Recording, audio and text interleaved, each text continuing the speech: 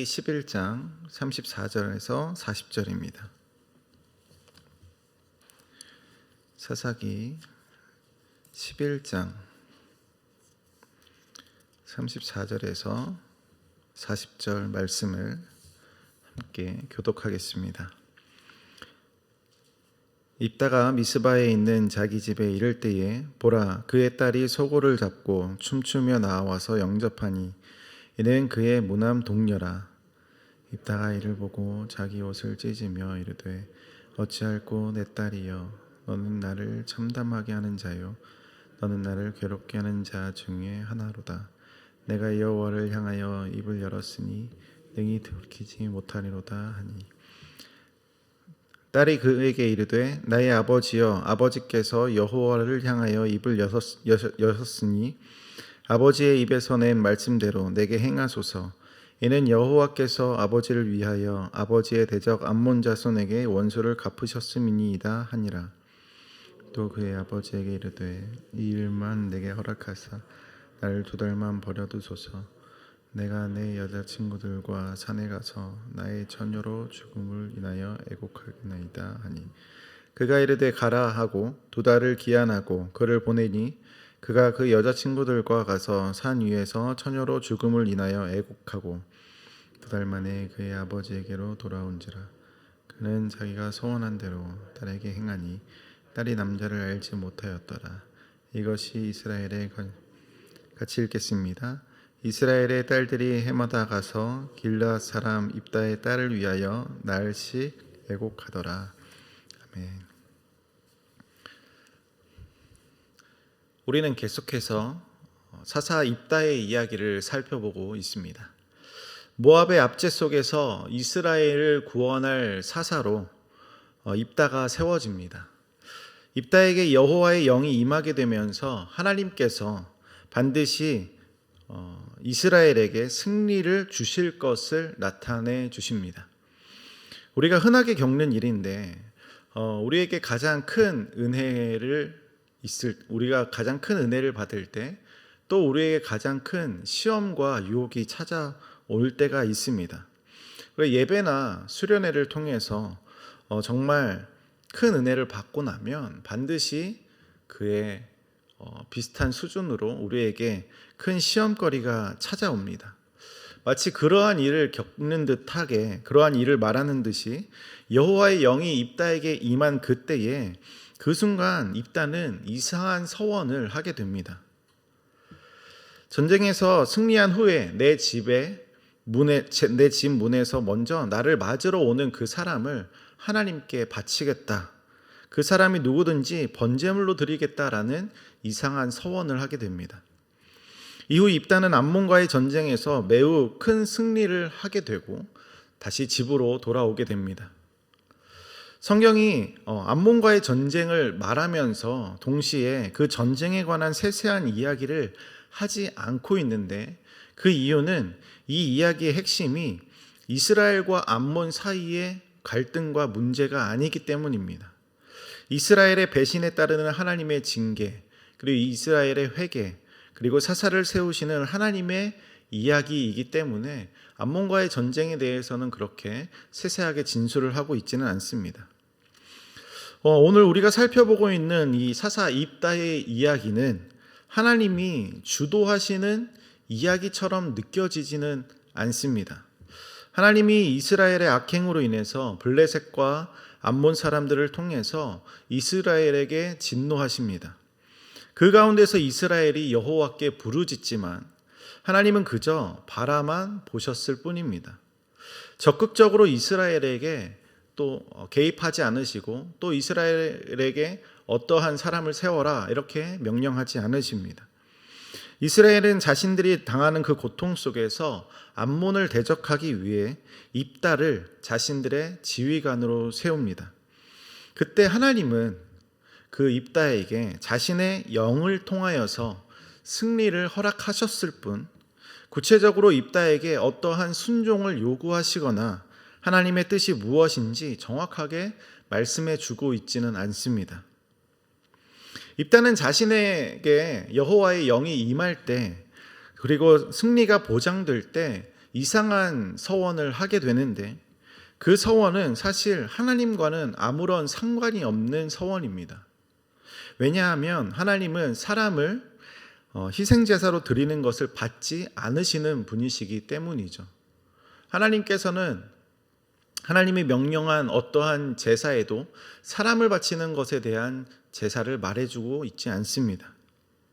입다는 하나님과 전혀 상관없는 서원을 했음에도 불구하고 입다는 자신의 서원대로 이행하는 아주 하나님 앞에 신실한 모습을 보여주는 아이러니한 상황이 연출됩니다. 입다는 자신이 승리한 후에 자신의 집으로 돌아오게 되는데 자신의 무남 동료의 딸이 영접하는 것을 봅니다. 자신의 하나뿐인 외동딸이 자신을 맞아주는데 입다는 전혀 기뻐할 수가 없죠. 암몬을 크게 무찔렀음에도 불구하고 그 승리를 축하해주고 기뻐해주는 자신의 외동딸을 봄에도 불구하고 그것을 전혀 기뻐할 수가 없습니다. 입다는 자신의 옷을 찢으면서 현실의 비참함에 대해서 표현합니다. 또한 이렇게 말하는데 내 딸이여 너는 나를 참담하게 하는 자요 너는 나를 괴롭게 하는 자 중에 하나로다 라는 말을 통해서 입다가 자신의 하나뿐인 자식을 죽여야 하는 아버지로서의 그런 슬픔과 괴로움을 표현합니다. 입다가 말한 것 중에 나를 괴롭게 하는 자 중에 하나다라는 이 표현은 당시에 입다의 적들인 암몬 자손과 같은 무리 중에 그의 딸이 포함되어 있다라는 아주 역설적인 의미를 담고 있는 말입니다. 36절을 우리가 함께 보면 입다의 딸의 신앙이 어떠한지를 구체적으로 알 수가 있는데 36절은 크게 두 부분으로 이루어집니다. 행하소서 갚으셨다라는 말로 나뉩니다. 아버지가 말씀한 대로 행하소서 여호와께서 원수를 갚으셨습니다. 이렇게 크게 두 부분으로 나뉘는데 이 말은 한글로서 행하소서와 갚으셨다라는 말로 번역되지만 둘 다 원문으로 볼 때는 행하다, 만들다, 이행하다라는 뜻을 가지는 같은 동사를 원형을 취합니다. 그러니까 이 문장을 다시 요약하면 여호와께서 당신에게 행한 대로 당신은 내게 행하십시오라는 의미가 됩니다. 입다의 딸의 고백은 하나님께서 당신에게 행하듯이 당신은 나에게 행하소서라는 말, 이 입다의 딸의 고백은 신앙이 아주 열정적이고 순수하다라고 느껴지기도 합니다. 자신이 서원한 대로 행하겠다라고 말하는 이 입다나 자신이 서원한 내용이 아니고 또 억울할 수도 있지만 하나님께 서원한 내용이므로 아버지의 그 서원한 내용대로 자신에게 행해달라라고 말하는 이 입다의 딸의 고백이나 정말 하나님 앞에 열정적인 신앙인의 모습을 보여줍니다.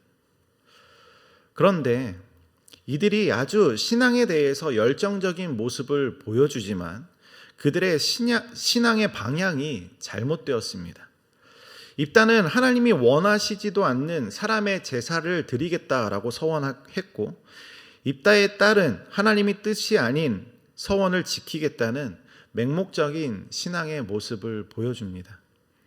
입다와 입다의 딸에게 가장 필요한 것은 신앙에 대한 열정도 아니고 신앙에 대한 맹목적인 순종이 아니라 정말 이것이 하나님의 뜻에 맞는지 서원이 과연 하나님의 뜻에 합당한 것인지에 대한 확인이었습니다. 내가 하나님께 얼만큼 바치겠다. 내가 하나님께 이만큼 하겠다. 이만큼의 열정을 보여주겠다라고 말하기보다 정말 하나님의 뜻이 무엇인지 과연 하나님께서 오늘 나에게 무엇을 하기를 원하시는지 먼저 구하고 먼저 물어봤어야 합니다. 만약 그랬다면 입다는 이상한 서원을 하지 않았을 것이고 입다의 딸도 잘못된 서원을 이행하지도 않았을 겁니다. 오히려 잘못된 서원이었다고 하나님께 회개함으로 나아갔을 겁니다. 입다의 딸은 2달의 시간을 달라고 입다에게 요청합니다. 2달의 기한 동안 산에 가서 슬퍼하겠다고 말합니다. 왜냐하면 입다의 딸이 처녀이기 때문이에요. 고대 근동에서 여자의 최대 행복은 결혼해서 자녀를 갖는 것이기 때문에 결혼하지 못하고 자녀를 낳지 못하는 처녀로 죽는 것은 당시에 큰 불행으로 여겨졌기 때문입니다. 그래서 그 운명을 받아들이기 위해서 큰 슬픔을 감당하고 오겠다라고 말합니다. 2달 만에 돌아온 딸에게 입다는 자신이 소원한 대로 행동합니다. 이 표현이 매우 우회적이어서 정확히 무엇을 표현하는지 지금도 학자들 사이에서 의견이 분분합니다. 실제로 입다의 딸이 제물로 바쳐졌는지 아니면 다른 어떤 방법으로 하나님께 바쳐진 것인지에 대한 의견이 분분합니다. 여러 가지 해석이 있지만 오늘 우리가 이것을 본문에 충실하게 문자적으로 해석한다면 입다가 자신이 서원한 대로 자신의 딸을 제물로 드린 것이 분명해 보입니다. 따라서 이스라엘의 처녀들이 해마다 나흘씩 입다의 딸을 위하여 애곡하게 되는데 이러한 슬픔이 반복되어서는 안 된다라는 경고의 의미가 담긴 행동이었을 겁니다. 말씀을 마무리하겠습니다. 입다와 입다의 딸은 자신이 가지고 있는 신앙의 열심대로 행동했습니다. 자신이 옳게 생각하는 대로 자신이 가진 신앙의 열정 그대로를 표현했습니다. 그들은 하나님께 서원한 대로 행동할 수 있는 열정이 있었고 열심이 있었습니다. 자신이 억울한 상황에 처해 있음에도 불구하고 순종할 수 있는, 복종할 수 있는 신앙의 열정이 있었습니다.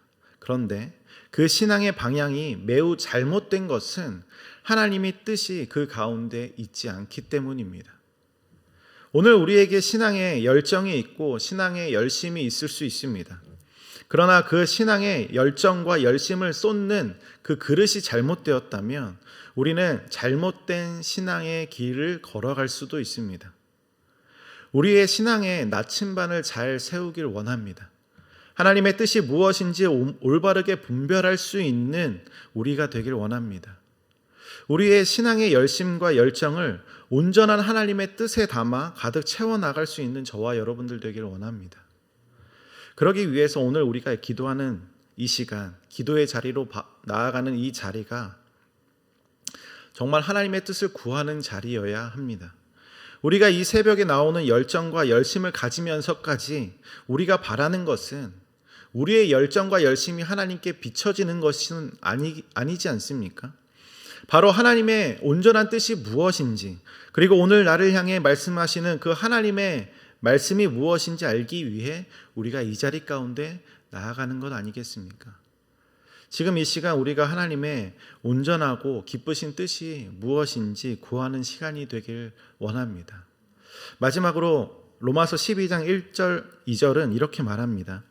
그러므로 형제들아 내가 하나님의 모든 자비하심으로 너희를 권하노니 너희 몸을 하나님이 기뻐하시는 거룩한 산 제물로 드리라. 이는 너희가 드릴 영적 예배니라. 너희는 이 세대를 본받지 말고 오직 마음을 새롭게 함으로 변화를 받아 하나님의 선하시고 기뻐하시고 온전한 뜻이 무엇인지 분별하도록 하라. 우리에게 가진 신앙의 열정이 하나님의 뜻에 맞는 올바르게 표현될 수 있는 시간이 되길 원합니다.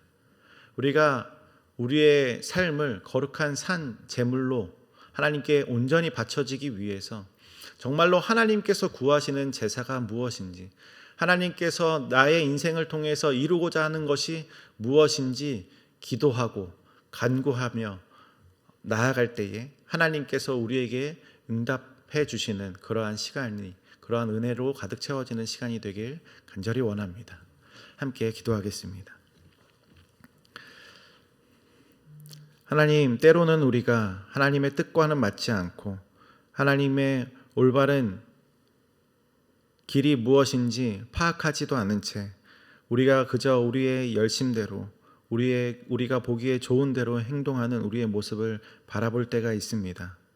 우리에게는 열정이 있고 열심이 있고 하나님께 나아갈 수 있는 순종의 마음이 있음에도 불구하고 우리가 하나님의 온전하신 뜻이 무엇인지, 하나님이 기뻐하시는 뜻이 무엇인지 올바르게 분별하지 못하여서 잘못된 신앙의 모습을 보일 때가 있습니다. 하나님, 먼저 우리가 신앙의 고백을 표현하기 전에 정말로 하나님이 원하시는 뜻이 무엇인지 우리가 발견하게 하여 주시고, 먼저 하나님께 기도함으로 우리의 신앙의 열정과 열심이 제대로 된 그릇에 담겨 하나님 앞에 올려드릴 수 있도록 주님, 지금 이 시간 우리에게 하나님의 뜻을 알려주시옵소서. 우리가 먼저 그의 나라와 그의 의를 구할 때, 하나님께서 우리에게 원하시는 그 삶의 현장이 무엇인지 구할 때 하나님께서 우리에게 주시는 그 하나님의 뜻으로 말미암아 그 뜻 가운데 순종할 수 있게 하여 주시옵소서. 우리의 생각과 열심 가운데 순종하기보다 하나님이 우리를 향해 일하시는 그 하나님의 열심을 따라 우리가 살아갈 수 있도록 지금 이 시간 우리에게 응답하여 주시옵소서. 감사드리며 예수님의 이름으로 기도합니다. 아멘.